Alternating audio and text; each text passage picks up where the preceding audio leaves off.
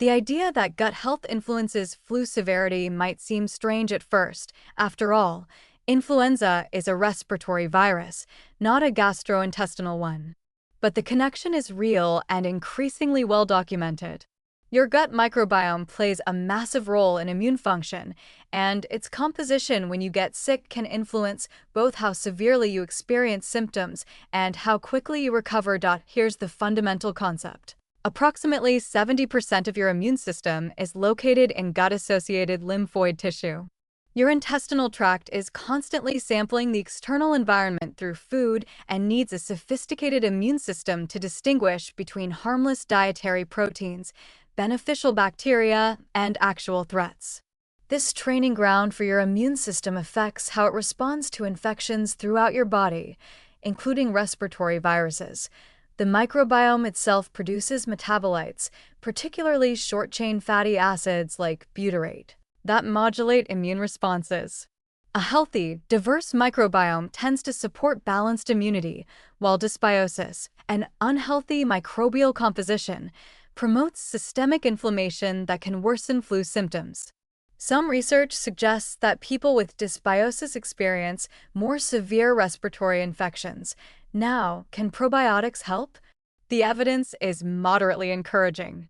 Meta-analyses examining multiple studies show that certain probiotic strains, particularly Lactobacillus and Bifidobacterium species, can reduce upper respiratory infection duration by about 1 day on average.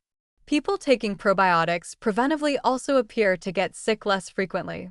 This isn't dramatic, but it's measurable and consistent across studies.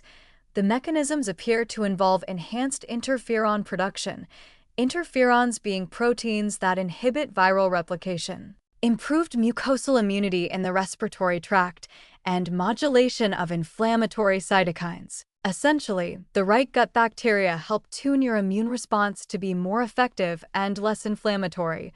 But here's the important nuance: not all probiotics are equal. This is strain-specific, meaning Lactobacillus rhamnosus GG might show benefit while another Lactobacillus strain doesn't.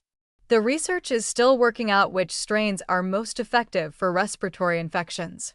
Multi-strain probiotics containing at least 10 billion colony-forming units daily seem to be the general approach. When should you take them? Ideally, you'd start before flu season and continue throughout. Once you're sick, starting probiotics might help, particularly if you need antibiotics for a secondary bacterial infection, which brings up an important point about timing. If you're taking antibiotics, space your probiotic dose at least 2 to 3 hours apart from the antibiotic dose so they don't directly interact. You don't necessarily need supplements to get probiotic benefits. Food sources include yogurt with live active cultures, kefir, sauerkraut, kimchi, miso, and other fermented foods. These provide beneficial bacteria along with nutrients. The challenge during flu is that you might not feel like eating these foods, which is where supplements can bridge the gap. There's also the prebiotic dimension to consider. Prebiotics are the fibers that feed beneficial bacteria. Think of them as fertilizer for your microbiome. Foods like garlic, onions, bananas, oats, and asparagus contain prebiotic fibers. A symbiotic approach combining probiotics and prebiotics may be most effective. Continue probiotics for 1 to 2 weeks after recovery to help restore your microbiome fully. This is especially important if you needed antibiotics, which can devastate your gut bacteria and leave you vulnerable to subsequent infections. Safety considerations. Probiotics are generally very safe for healthy people. However, severely immunocompromised individuals, we're talking about people with AIDS, those on chemotherapy, or those with specific immune deficiencies, should consult physicians before taking probiotics because there are rare cases of bacteremia, where the probiotic organisms enter the bloodstream and cause infection. For the average person with flu, this risk is essentially negligible. The gut-immune connection represents an area where traditional wisdom about eating well to stay healthy meets modern immunology.